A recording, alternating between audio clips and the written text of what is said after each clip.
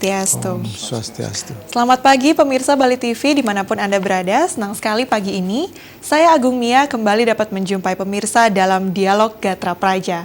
Pemirsa, hari ini kita memiliki sebuah topik yang sangat menarik untuk dibahas mengenai Dewan LPD untuk pengelolaan LPD lebih baik. Bagaimana sesungguhnya sejarah terbentuknya LPD, perkembangan LPD di Bali, dan bagaimana peran dari Dewan LPD itu sendiri, akan kita bahas pemirsa bersama dengan dua orang narasumber di studio. Langsung saja saya perkenalkan yang pertama, narasumber kita adalah Bapak Dr. Igede Made Satguna MBA. Beliau merupakan Ketua Dewan LPD Provinsi Bali. Om Swastiastu. Pak Punapi Gatra. Becik. Nggih ya. Dan yang kedua narasumber kita pemirsa adalah Bapak Gede Agus Astape, SOS MM. Beliau merupakan Bage Kelembagaan Majelis Utama Desa Pekraman MUDP Bali, bidang Komisi Informasi. Om Swastiastu. Punapi Gatra, Pak. Baik. Semangat ya hari ini. Semangat sekali. Bahas tentang topik kita mengenai LPD, pemirsa. Bagaimana sebenarnya sejarah terbentuknya LPD itu sendiri, Pak Agus Astape? Ya, kalau LPD sebetulnya kan muncul dari pemikiran waktu itu Gubernur Bali Bapak Profesor Ridho Bagus Mantre yang sebetulnya sangat melihat kondisi sudah jauh ke depan. Itu pada saat itu bagaimana adat dan budaya Bali ini bisa tetap eksis, berkembang, kemudian namun demikian tetap ditopang oleh lembaga keuangan. Karena kita kan di Bali adat dan budaya itu kan bagaimanapun juga memerlukan biaya.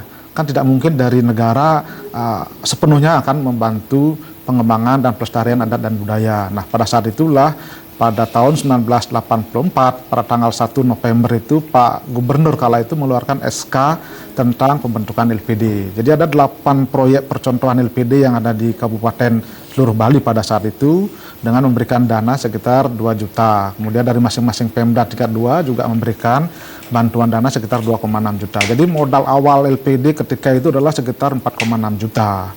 Jadi berkembang terus sehingga sampai sekarang 31 tahun sudah keberadaan LPD. Ternyata LPD memang mampu menjadi lembaga komunitas keuangan adat yang ada di Bali. Dan dari 1488 desa adat yang ada di Bali itu sekitar 1423 sudah ada LPD. Jadi hampir 95% lah sudah ada LPD-nya. Dan ini asetnya juga cukup besar kalau di Bali, sekitar 12,7 triliun. Ini luar biasa, boleh dikatakan lebih besar dari aset-aset bank umum yang ada di Bali. Ini potensi yang sangat besar, kira-kira seperti itu. Oke, jadi tujuan awal dibentuknya LPD ini sendiri sebenarnya apa, Pak? Ya, tujuan awal itu sebetulnya sesuai dengan di Praram LPD jelas dikatakan bagaimana LPD itu mampu mengantarkan kerama desa untuk menjalankan swadharmanya menuju catur purusa arte. Kemudian bagaimana LPD itu bertujuan untuk menciptakan sukerte tata agama, sukerte parahyangan, sukerte palemahan, dan sukerte pewongan. Jadi bagaimana antara konsep Trihita Karana ini bisa berjalan dengan baik, bagaimana LPD itu mampu mensupport, karena LPD ini milik desa adat, milik kerama adat dan untuk kerama adat. Jadi sepenuhnya adalah memang sepenuhnya adalah milik kerama adat.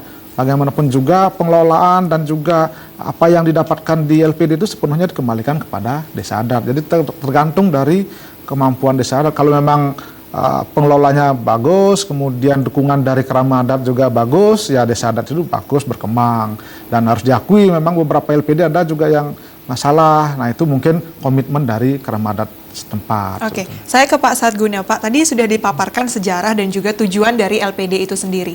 Melihat perkembangan LPD sampai sekarang, apakah tujuan-tujuan tersebut telah dicapai menurut Bapak? Begini, Mbak Agung.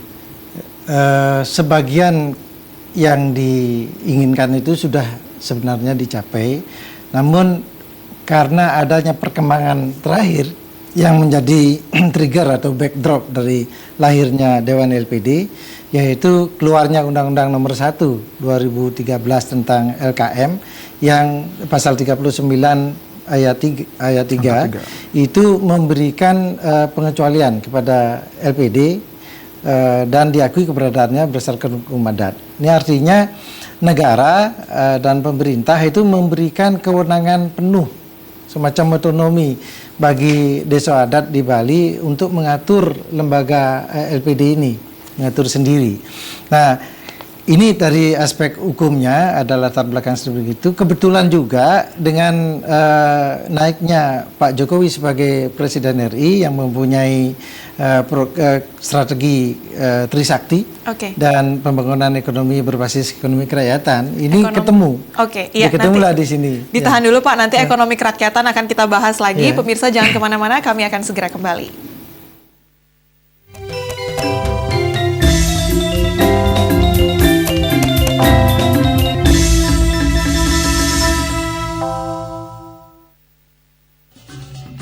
Buktikan dijual murah Gunung Makmur Murah Jalan Mahendra Data nomor 555 Denpasar belakang Lapangan Buyung. Telepon 422415, Toko Besi Murah Jalan Teguh Umar Barat 17 depan Bali Helmet Denpasar. Telepon 8476188. Murah Makmur Bangunan, telepon 0361 895 7678. Buktikan, mahal uang kembali.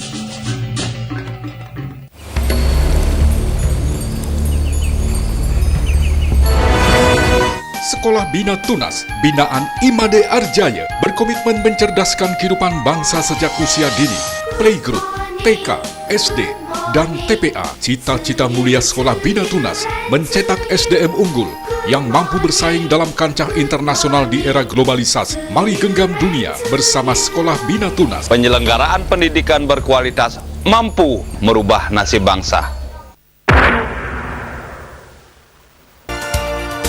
Selamat atas ditunjuknya Optik Sahabat sebagai mitra kerja BPJS dalam pelayanan kacamata. Kunjungi Optik Sahabat, Jalan Diponegoro nomor 46 Denpasar. Hanya di Optik Sahabat, sahabatnya optik pilihan kita bersama.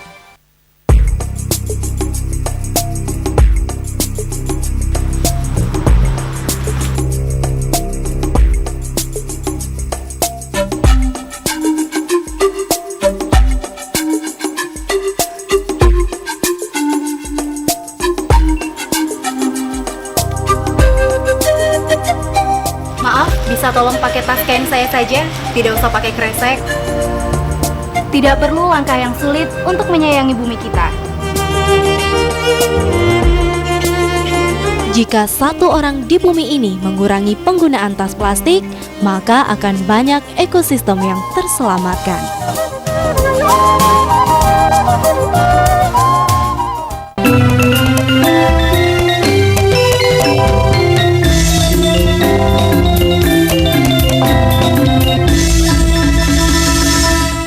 Gatra Praja kembali pemirsa masih dengan topik kita Dewan LPD untuk pengelolaan LPD yang lebih baik bersama dengan dua orang narasumber di studio. Saya ke Pak Satguna tadi sebelum jeda, saya menanyakan tentang bagaimana pembentukan Dewan LPD tersebut dan tadi sempat dikatakan momentum tentang naiknya Presiden Jokowi dan juga ekonomi kerakyatan. Seperti apa Pak? Ya, begitu tadi ya, dengan adanya Undang-Undang Nomor 1 2013 tentang LKM dan kebijakan pemerintah Jokowi yang di dalam Trisakti itu salah satunya adalah kemandirian ekonomi, yang artinya sistem ekonomi berdasarkan ekonomi kerakyatan ya. Tercipta momentum bagi orang Bali untuk meningkatkan kontribusi LPD dalam mensejahterakan keramaian desa dengan tetap berdasarkan prinsip-prinsip agama Hindu dan prudensial, sehingga artinya bisa memberikan kontribusi optimal dan tetap sehat dengan risiko yang minimal. Nah, ini artinya hal itu hanya mungkin terjadi kalau kita punya sistem keuangan adat yang di dalamnya ada suprastruktur dan infrastrukturnya. Nah, suprastrukturnya ada di situ nanti hukum adat yang segera harus dibentuk, karena selama ini hukum adat kita itu kan di tingkat desa Pekraman sehingga desa Mahocara. Ke depan harus ada proses unifikasi untuk mengkodifikasikan hukum adat ini sehingga terbentuk hukum adat Bali, yaitu Bali Mahocara. Ini yang menjadi jiwanya suprastruktur nanti. Nah, di dalam suprastrukturnya ada lembaga polisi badi yang namanya Dewan LPD. Nah, dia polisi badi yang akan memberikan kebijakan umum tentang pengelolaan LPD. Dewan LPD nanti dibantu oleh kurang lebih 5 badan pelaksana. Jadi ada regulator dan pengawasnya seperti OJK, ada nanti badan penjamin simpanan seperti LPS, ada badan penjamin kredit seperti Askrindo atau Jamkrida itu, ada badan mediasi dan peradilan, dan ada badan litbang yang nanti melakukan penelitian dalam rangka pengembangan sektor real dan pembiayaannya. Kapan badan-badan ini akan dibentuk, Pak? Sedang dalam proses sekarang, karena kami baru bisa mulai bekerja kira-kira 2 minggu yang lalu. Setelah ditetapkan, kemudian SK, baru kami bisa bergerak. Gitu. Oke, saya ke Pak Agus Astapo dari MUDP sendiri. Bagaimana Pak tujuan dari pembentukan Dewan LPD ini sendiri? Apa yang ingin dicapai sesungguhnya? Sebetulnya begini, Dewan LPD ini muncul sebagai implementasi dari Undang-Undang Nomor 1 Tahun 2013 tentang Lembaga Keuangan Mikro. Dalam bab 13 pasal 39 angka 3 jelas disebutkan di situ bahwa lembaga perkreditan desa dan juga lembaga pitih negari dikecualikan dari undang-undang ini dan sepenuhnya diatur oleh hukum adat. Nah, kemudian dengan cantolan seperti itulah MUDP sebagai otoritas lembaga adat yang ada di Bali menggelar paruman dengan menghadirkan seluruh pimpinan majelis Madya Desa Pakraman dari masing-masing kabupaten.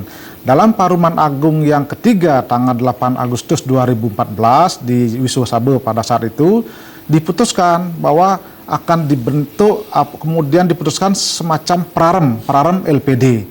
Pararem LPD ini adalah sebagai hukum adatnya tentang keberadaan dan tata kelola LPD tersebut. Dalam pararem itu jelas juga disebutkan bahwa setahun setelah pemberlakuan pararem ini harus dibentuk Dewan LPD. Nah, Dewan LPD ini terdiri dari 5 sampai 7 orang yang merupakan representasi orang-orang yang paham soal tata kelola keuangan, tentang adat dan sebagainya, dan terbentuklah sekarang Dewan LPD pada Sabekerte tanggal 20 Agustus 2015 yang lalu. Nah, peran dari Dewan LPD nantinya adalah bagaimana mensinergikan antar LPD yang ada di Bali, kemudian juga bagaimana dia melaksanakan pemuput wicara, menyelesaikan persoalan-persoalan yang ada di LPD, jadi sangat jelas. Dan demikian LPD ini sebetulnya ada semacam penguatan. Jadi bagaimana kita misalnya antar LPD desa satu dengan desa lain, misalnya desa satu asetnya besar, desa lain misalnya asetnya kecil atau ada masalah, bagaimana sebetulnya LPD yang besar ini bisa membantu LPD yang kecil. Selama ini kan tidak ada. Itu nanti diatur oleh Dewan LPD. Dewan LPD itu yang nanti membuat regulasi sistem kemitraan LPD. Di pararem itu juga jelas disebutkan akan ada kemitraan seperti itu. Oke, Pak Satguna, apa saja tugas-tugas pokok, fungsi dan juga peran dari Dewan LPD nantinya? Ya, sekarang dalam tahap awal ini ada semacam 2 tugas umum Dewan LPD. Yang pertama tugas-tugas Dewan LPD dalam masa persiapan, dan nanti tugas-tugas Dewan LPD yang relatif permanen sifatnya. Nah, dalam persiapan ini ada 3 hal yang sangat penting dan 2 hal yang juga penting. Yang ketiga hal yang sangat penting itu adalah pertama melakukan unifikasi hukum adat Bali. Jadi sehingga nanti Bali itu mempunyai hukum adat Bali. Nah, kedua, membentuk sistem atau konsep sistem keuangan adat. Yang ketiga, membentuk konsep LPD model yang kegiatannya itu mencakup fungsi-fungsi wealth management, pengelola aset desa, kedua pengelola dana punio, ketiga baru sosial ekonomi. Nah, untuk mewujudkan seperti yang Pak Agus jelaskan tadi itu, ada tata Sukerto Agama, tata Sukerto Parayangan, tata Sukerto Pawongan, dan tata Pelemahan. Nah, ini merupakan misinya LPD. Itulah yang nanti kita harus menyiapkan sistem kelembagaannya yang memungkinkan nanti LPD itu bisa mewujudkan misi seperti itu.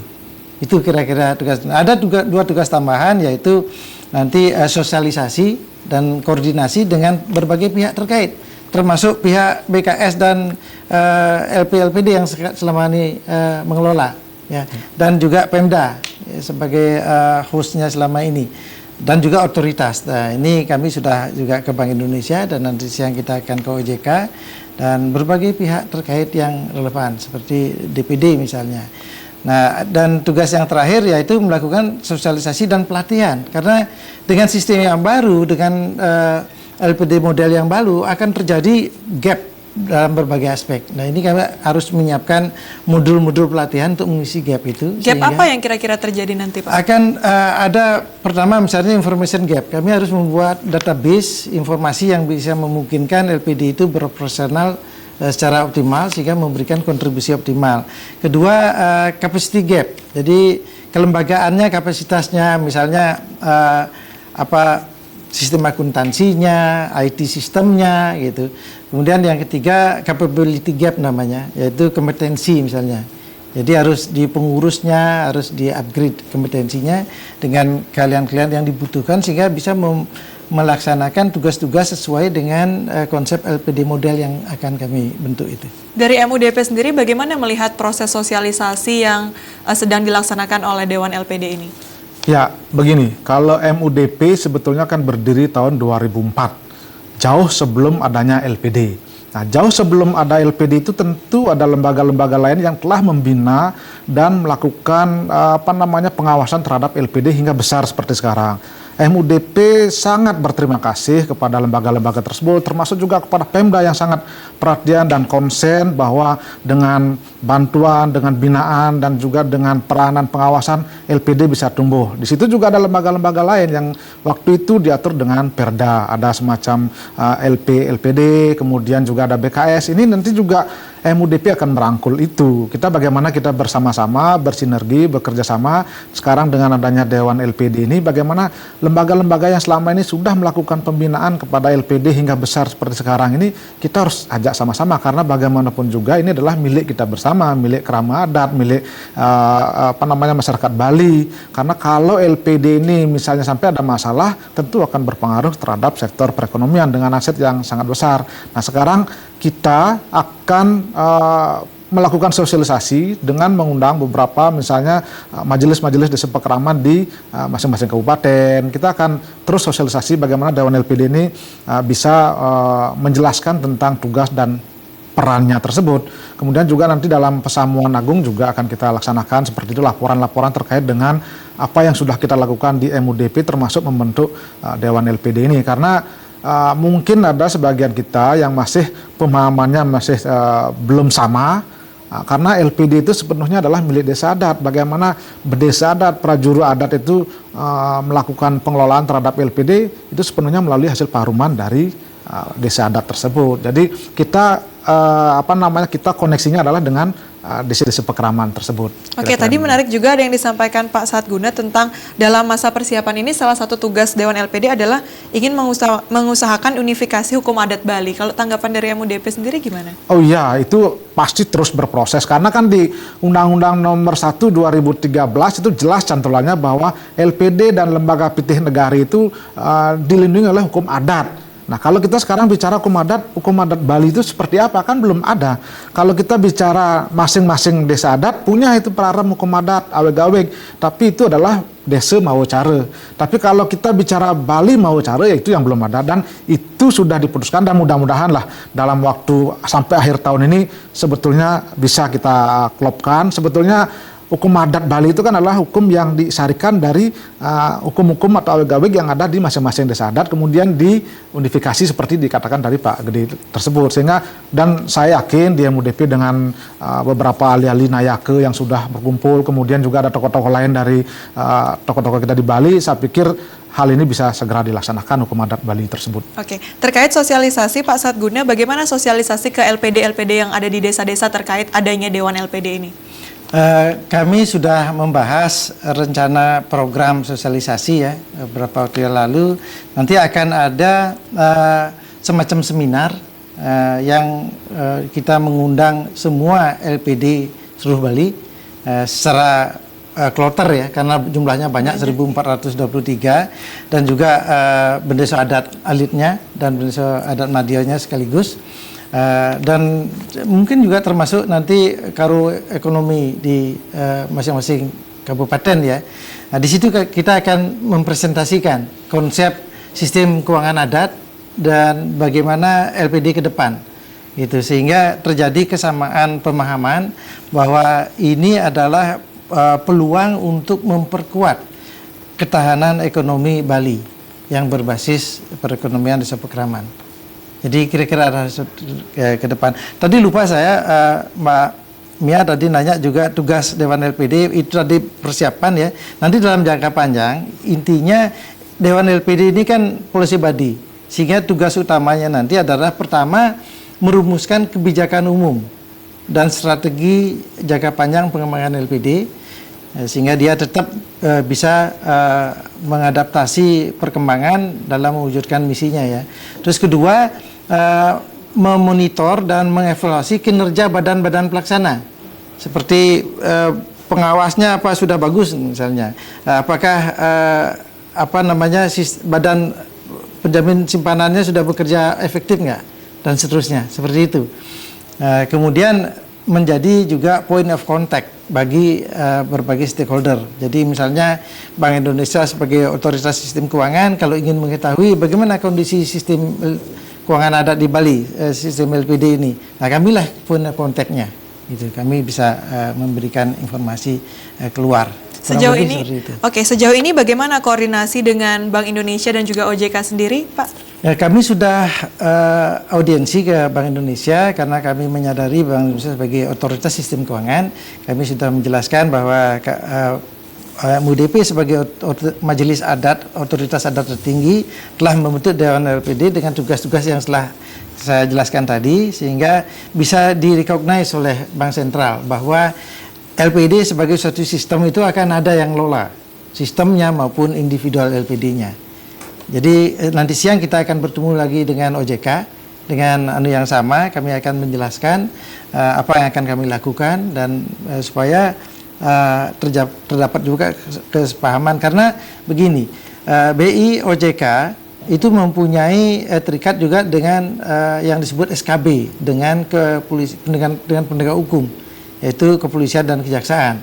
Jadi misalnya ada kegiatan perekonomian atau lembaga keuangan yang ilegal, itu akan masuk wilayah situ. Jadi supaya kami tidak dianggap lembaga keuangan ilegal nanti, kami harus menginformasikan bahwa kami adalah lembaga keuangan non formal yang diakui oleh undang-undang dan kami punya sistem untuk mengelola itu. Gitu, kurang lebih seperti itu. Baik, terima kasih. Saya ke Pak Agus. Pak, tadi sudah dijelaskan ya apa latar belakang pembentukan Dewan LPD, kemudian tugas-tugas dan perannya seperti apa. Melihat perkembangan LPD selama ini, menurut Pak Agus, apa sih yang merupakan masalah-masalah utama dari LPD di Bali?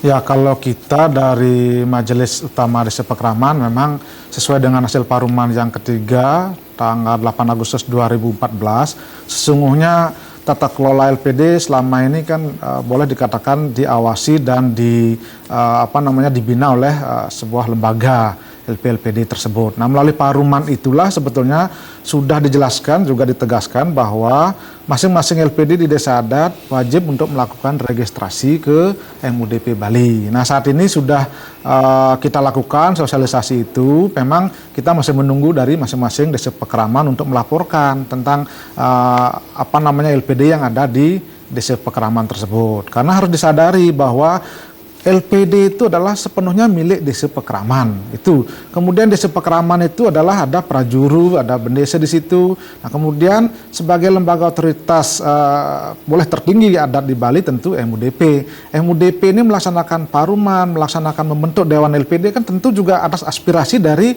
Majelis Desa Pekraman atau Desa Pekraman yang ada di masing-masing desa adat. Jadi apapun yang dilakukan oleh MUDP ini adalah sudah merupakan aspirasi dan kesepakatan dari keramu adat tersebut. Nah, termasuk juga ketika melakukan registrasi misalnya LPD yang ada di Bali. Nah, kita berharap kerjasama dari semua Desa Pekraman dan juga LPD untuk segera, mari ini sekarang ada Dewan LPD untuk bersama-sama kita mengelola bersama-sama dengan sistem dan tata kelola yang baru. Namun demikian, kita tentu akan selalu berkoordinasi dengan lembaga-lembaga yang selama ini sudah melakukan pembinaan, misalnya BKS, kemudian LPLPD, kemudian Pemda, kita harus sama-sama. Karena bagaimanapun juga mereka yang dulu adalah juga ikut melakukan membesarkan ini. Tidak akan melupakan itu karena ini milik kita. Jadi termasuk juga kita mengapresiasi kemarin ketika kita beraudiensi dengan BI sangat responsif dan sangat apresiatif. Jadi kita sangat diterima dengan baik, kemudian kita bisa menjelaskan di situ tentang apa sebetulnya LPD ini bagaimana. Memang harus diakui ada beberapa LPD kita bermasalah. Masalahnya karena memang mungkin SDM-nya, kemudian ada juga sebetulnya menyangkut orangnya juga, oknumnya, tapi tidak semua seperti itu. Karena dari survei yang ada itu hanya 8% yang boleh dikatakan tidak sehat, kalau dikategorikan tidak sehat seperti itu. Oke, saya ke Pak Satguna. Kalau Pak Satguna melihatnya apa masalah-masalah utama LPD yang ada di Bali? Tadi sempat disebutkan SDM, kemudian ada permasalahan registrasi misalnya. Menurut Pak Satguna apa masalahnya? Ya, saya selama ini mengamati dengan intens ya. Karena saya sempat 3 tahun juga di sini menjadi wakil pimpinan Bank Indonesia, dan saya manfaatkan juga kesempatan itu mengamati karena kita kan mengevaluasi perekonomian Bali. Nah, permasalahan-permasalahan di samping yang tadi disebut oleh Pak Agus, memang tata kelolanya masih ada gap di sana, masih ada ruang untuk penyempurnaan tata kelola sehingga LPD itu bisa berfungsi lebih baik. Juga tadi sistem informasinya masih bisa dikembangkan banyak itu. Kemudian sistem akuntansinya masih mengikuti pola bank, gitu. Ya memang kalau dilihat bahasa teknisnya neracanya itu masih sangat terbatas pada neraca simpan pinjam. Padahal kita dikasih kewenangan dengan misi seperti tadi yang ada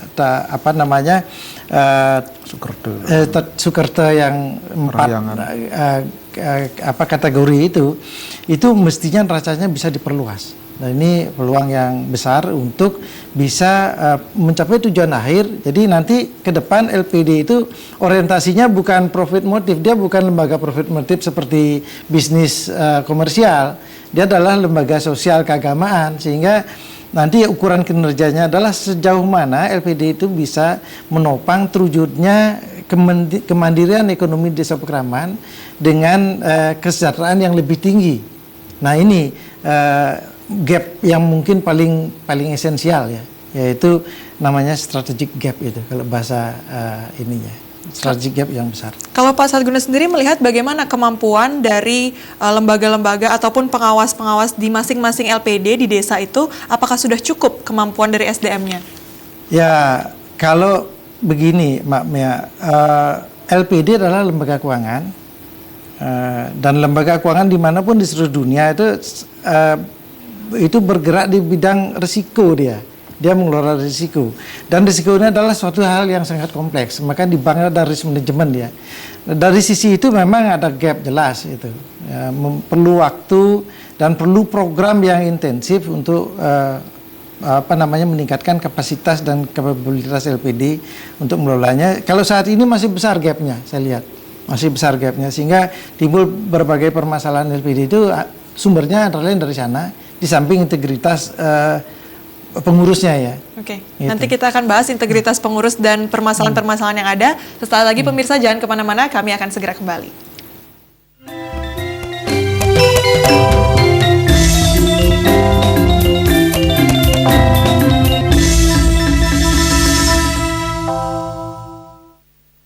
TV Agung Roy Dekorasi, layani sewa tenda, peralatan pesta, sound system, catering, dan panggung. Alamat Jalan Batu Mejan nomor 58, Banjar Padang Linjong, Canggu, Badung. Telepon 087 761 418144.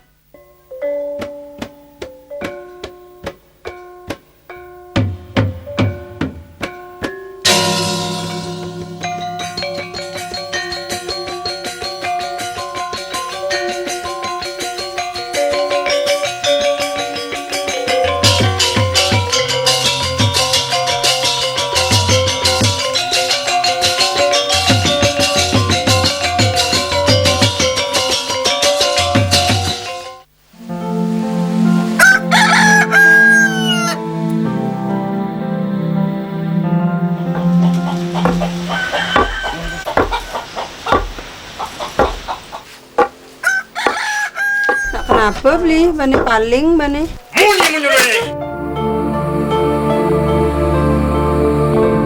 Bagi tiang, kemerdekaan itu masih jauh. Papan tiang hidup dengan narkoba.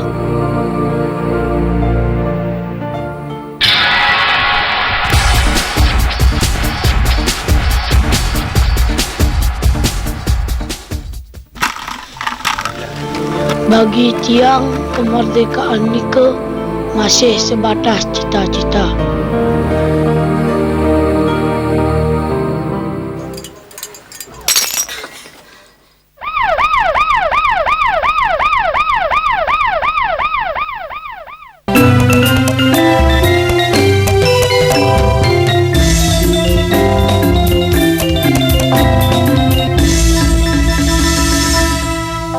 Dewan LPD untuk pengelolaan LPD yang lebih baik masih menjadi topik kita pemirsa dalam Dialog Gatra Praja pagi ini. Kami mengundang Anda untuk ikut berinteraktif bersama kami di nomor telepon 0361 894 8400 atau di 0361 894 8401. Masih bersama dengan dua orang narasumber. Tadi saya menanyakan tentang bagaimana permasalahan-permasalahan yang dihadapi oleh LPD yang ada di Bali. Sekarang saya ingin mengetahui Pak, sebenarnya sejauh mana kewenangan dari Dewan LPD ini ke depannya? Ya, seperti tadi saya sudah singgung ya Mbak Mia. Pertama, dia adalah polisi body, sehingga dia harus merumuskan kebijakan dan strategi jangka panjang pengembangan LPD di Bali, sehingga LPD itu bisa berfungsi optimal dengan memberikan kontribusi optimal juga dalam mewujudkan misi LPD sebagai lembaga keuangan adat. Itu barangkali tugas yang paling penting. Kedua, memastikan bahwa sistem keuangan adat ini efektif. Oke. Ya, artinya dia bisa berfungsi dengan risiko yang terkendali. Baik, itu dulu nanti dijelaskan lebih lanjut Pak. Kita angkat dulu telepon yang masuk. Om Swastiastu. Om Swastiastu. Om Swastiastu. Bapak dan Ibu yang ada di narasumber. Yang ada Bukit Pikiran Jimbaran ya. Silakan. Sejarahnya dulu Mbak nggih. Bagaimana bisa LPD itu berdiri dengan modal yang dengkul hanya 1 juta, 2 jutaan itu adalah kewajiban dari dari Pemprov, kalau saya gubernur waktu itu, biar desa adat itu masing-masing punya LPD. Itu adik saya bertiga, itu yang satu sudah meninggal, yang satu sudah kawin keluar. Ada saja sekarang yang masih itu mendapatkan pembinaan SDM-nya bagaimana, di mana mereka cari uang pertama itu. Dan sekarang setelah ada uang ini, LPD-nya itu rebutan mau jadi pengurus Pak.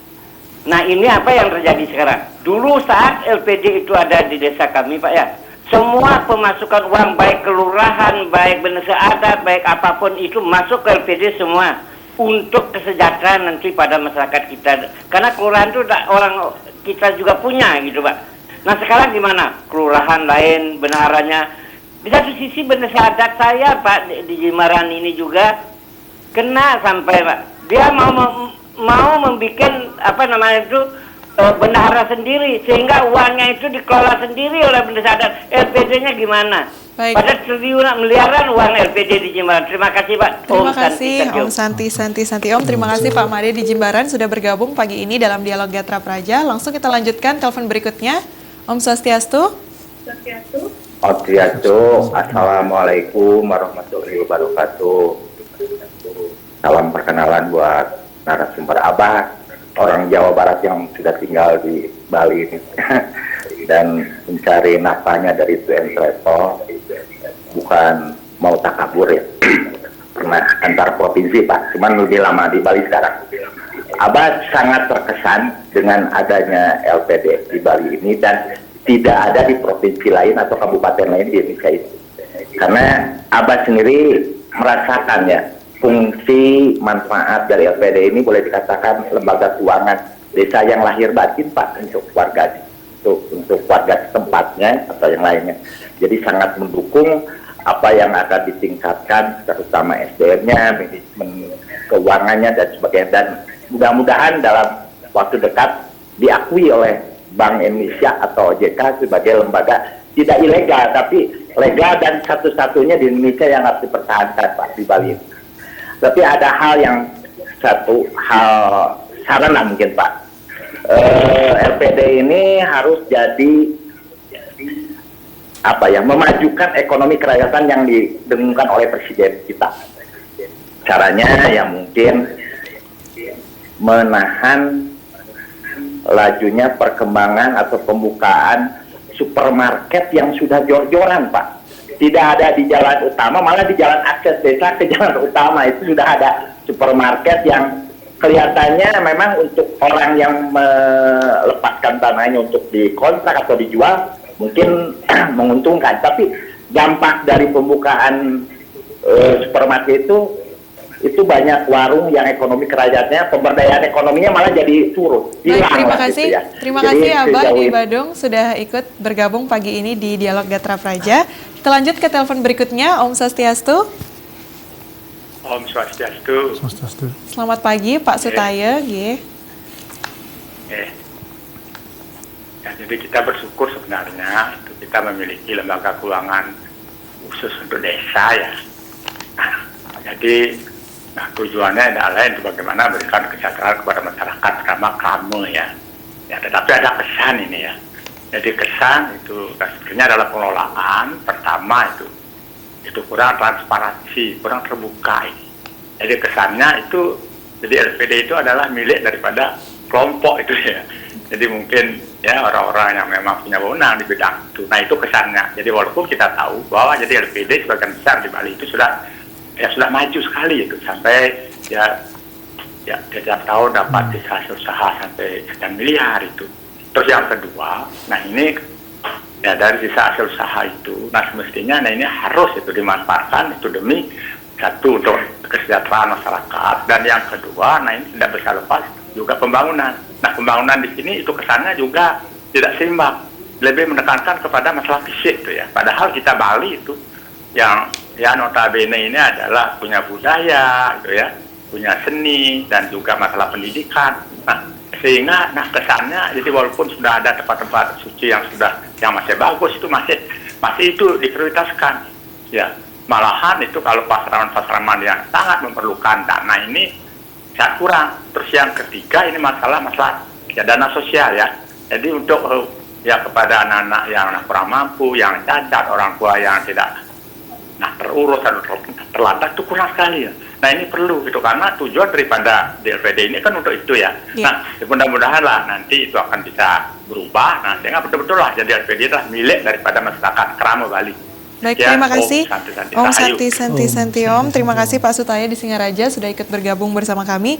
Ada 3 penelpon Pak dengan pertanyaan masing-masing. Tadi yang pertama dari Pak Made di Jimbaran tentang ada kesan bahwa LPD banyak yang rebutan menjadi pengurus nih Pak. Bagaimana pendapatnya dari Pak Agus dulu?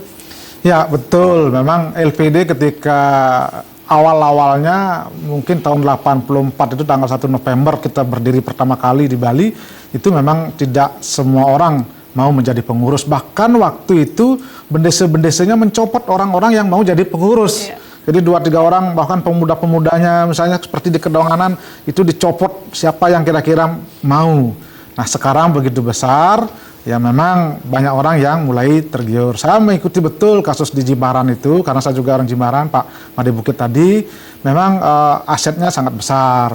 Namun demikian sesungguhnya proses apapun yang terjadi di situ memang harus diselesaikan di Desa Pekeraman tersebut. Dan kita memang dari Majelis Utama Desa Pekeraman melalui Paruman Agung dan juga Prarem LPD ini jelas ditegaskan bahwa setiap ada permasalahan di LPD di Desa Pekeraman hendaknya diselesaikan melalui adat yang bersangkutan karena ini adalah uang adat, uang masyarakat, uang setempat, sehingga jangan dibawa ke ranah polisi, ke proses ke hukum karena itu hukum formal. Bagaimanapun juga kita payungnya adalah hukum adat. Itu sebenarnya kita selalu tanamkan kepada Desa Pekeraman terkait dengan pengelola-pengelola ini. Dan perlu juga disadari bahwa LPD itu ada 3 pemiliknya. Pemiliknya ada 3 komponen. Yang pertama adalah masyarakat, yang kedua adalah prajuru, yang ketiga adalah pengawas. Bagaimana ini ketiga ini bisa bersinergi dengan baik. Jangan sampai nanti ketika ada persoalan-persoalan masalah di situ hanya dibebankan kepada pengelola. Padahal di situ ada pengawas, ada masyarakat. Masyarakat ini siapa? Ini prajuru karena dia mewakili masyarakat.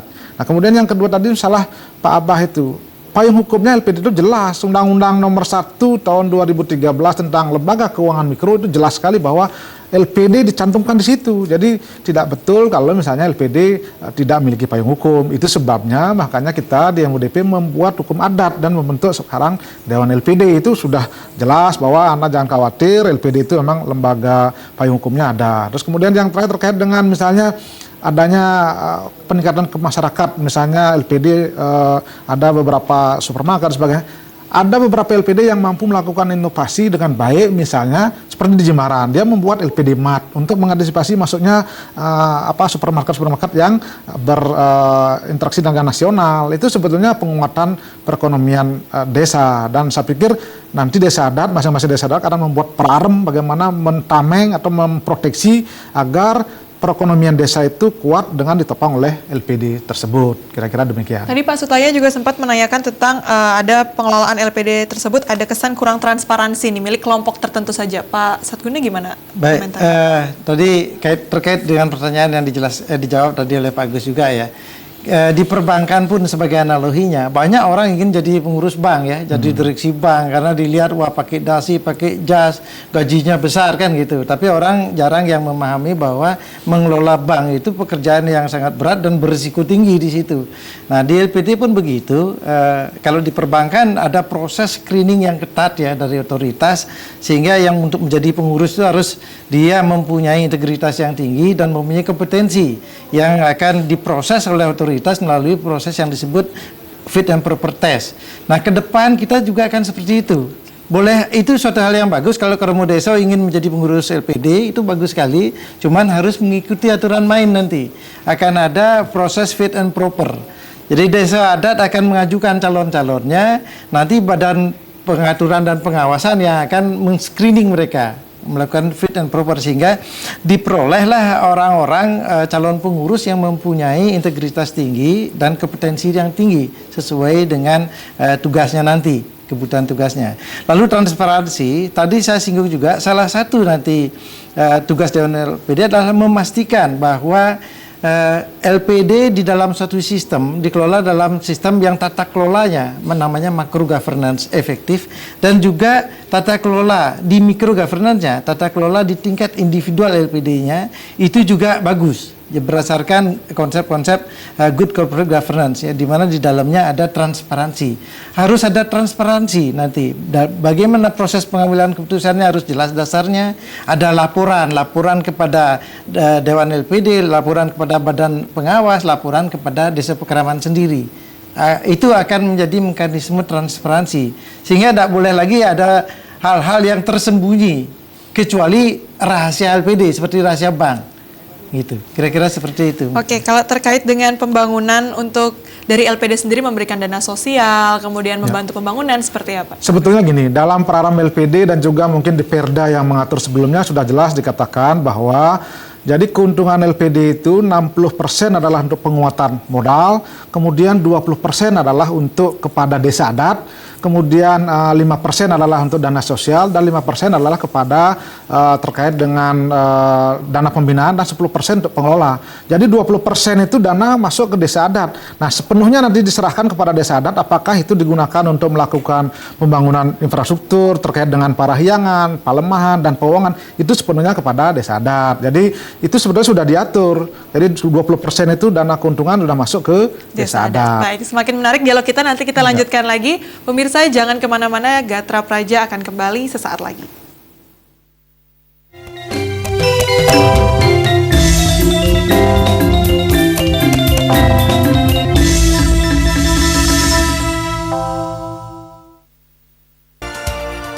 Selamat atas ditunjuknya Optik Sahabat sebagai mitra kerja BPJS dalam pelayanan kacamata.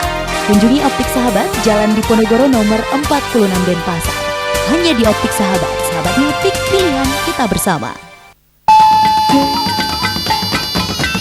Indonesia kaya warna.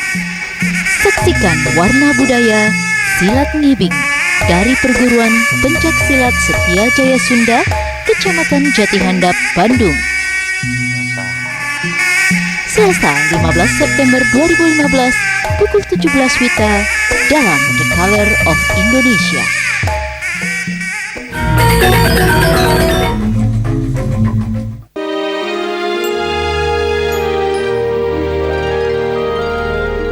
Paling melas tiban tiang megai.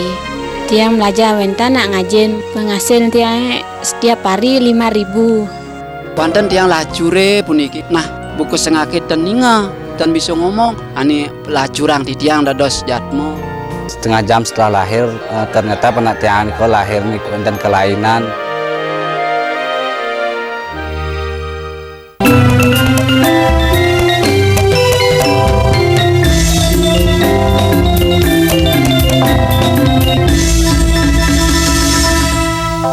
Bali TV, kembali lagi masih dalam dialog Gatra Praja dengan topik kita Dewan LPD untuk pengelolaan LPD yang lebih baik. Kami masih mengundang Anda pemirsa untuk ikut berinteraktif bersama kami di nomor telepon 0361 894 8400 atau di 0361 894 8401. Tadi terkait dengan 3 orang penelpon kita yang sebelumnya Pak ya, tentang masalah transparansi dari Pak Sutaya di Singaraja. Bagaimana respon dari Pak Agus? Ya, kalau transparansi di LPD sebetulnya sudah berjalan dengan baik. Begini, contoh misalnya Mbak Mia, kalau misalnya kita minjem kredit di LPD, kemudian kalau ada masalah dan sebagainya itu kesobiahan.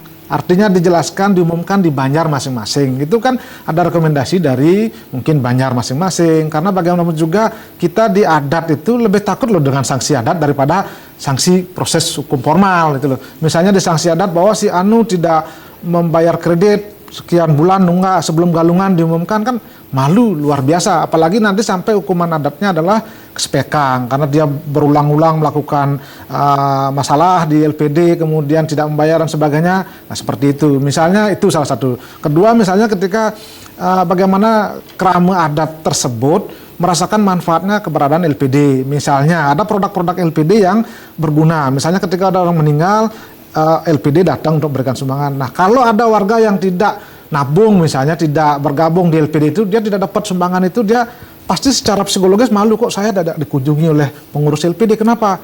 Oh, karena kamu misalnya tidak ikut bergabung, tidak ikut masyarakat, kan malu dengan masyarakat yang lainnya. Sebetulnya sanksi yang sosial yang luar biasa. Nah, itulah kita sarankan kepada majelis, kepada desa pekeraman masing-masing, ini agar diterapkan hal-hal seperti ini, sehingga kita bagaimana menyelesaikan persoalan itu di otonomi desa adat itu sendiri, sehingga transparansi juga berlangsung.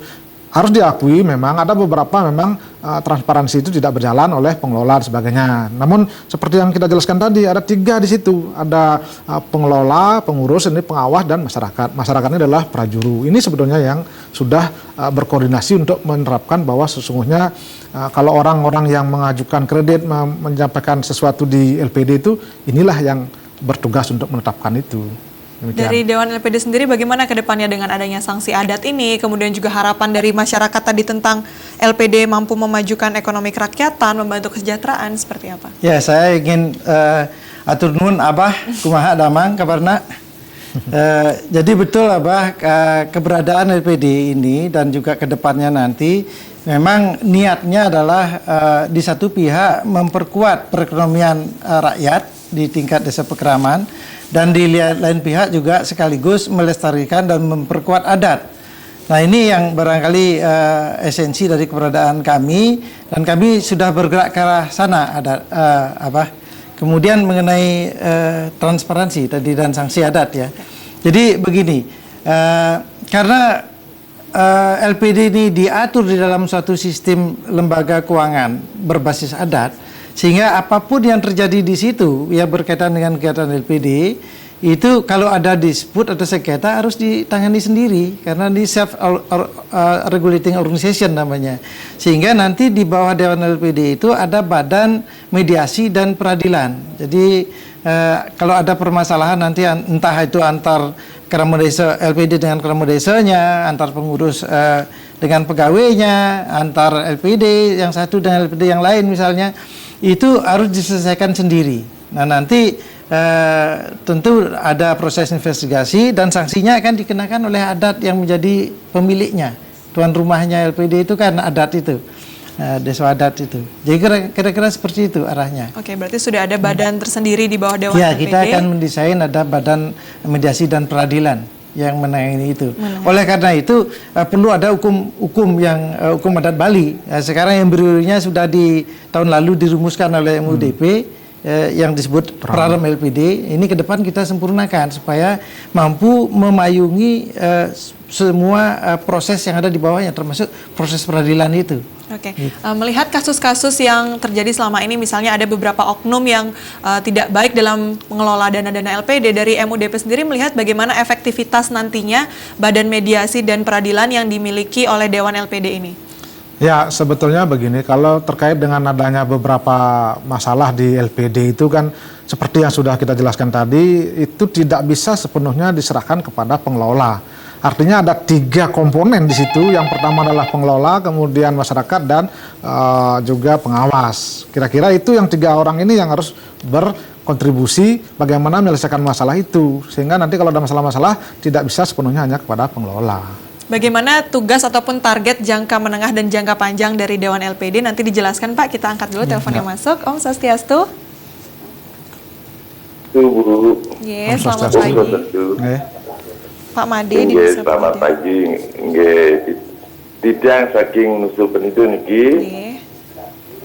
Pak Made yang mau tanya niki dengan Dewan LPD, apakah gini Bu, Pak, pimpinan itu tidak bisa diganti, Pak?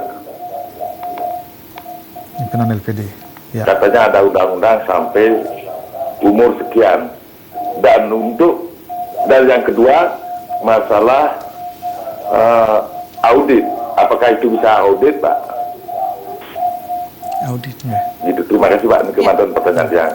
Terima kasih Pak Made di Nusa Penida sudah ikut bergabung pagi ini dalam dialog Gatra Praja tentang pimpinan LPD ini bisa diganti dan kemudian auditnya bagaimana dari Pak Baik, dulu. Pak Made. Jadi nanti ke depan kita akan ada pengaturan tata kelola, di mana di dalamnya di sana ada pengaturan tentang kepemilikan dan ada pengaturan tentang kepengurusan. Nah, seperti juga selama ini berlaku di bank, nanti ke depan juga kita seperti itu, ada pengaturan mengenai siapa yang menjadi pengurusnya, berapa lama dia bisa menjadi pengurus. Nah, gitu biasanya best practice-nya itu 2 term. Misalnya nanti kita tetapkan 1 termnya misalnya 5 tahun, maka dia bisa dipilih kembali menjadi 2 kalinya, 10 tahun. Setelah itu harus diganti. Kecuali dia dalam pelaksanaan tugasnya sebelum 5 tahun melakukan pelanggaran atau kesalahan yang nanti menurut regulasi dia harus dikeluarkan. Seperti itu Pak. Kalau dia melaksanakan tugas dengan baik sesuai dengan aturan yang berlaku nanti, ya dia bisa melanjutkan sampai 2 kali kepengurusan. Seperti itu kira-kira arahnya. Terkait audit Pak? Sekedar audit, nanti ada badan sendiri di bawah Dewan LPD itu akan ada badan pengaturan dan pengawasan LPD seperti OJK Pak. Dia akan melakukan audit dan juga investigasi. Jadi audit untuk memastikan apakah LPD itu sudah patuh kepada aturan yang berlaku, apakah sudah berkinerja baik sehingga bisa mewujudkan misi LPD, apakah sudah berfungsi optimal sehingga bisa mensejahterakan kerama desa dan desa adat.